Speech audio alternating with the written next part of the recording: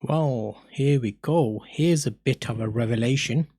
I have installed the Canon drivers for the T6i and I'm actually using them on a T2i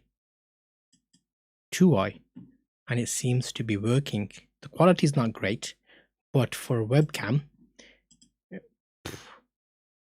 okay, so basically their compatibility list that they mentioned, which is, let's have a look here. Okay, so when I go away from that screen, let me make the screen a bit smaller. I'm using OBS, and this webcam you're seeing at the moment there is my Canon 550D, which is a T2i, which is not listed on their camera list. So it basically works with every camera.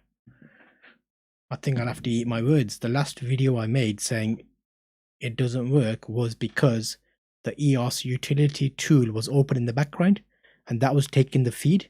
So you cancel that, close that normal utility tool, which every Canon camera will have, and then the webcam tool will work. So right now I need to readjust the camera and sort it out and stuff, but quick video to show you that actually any camera should work.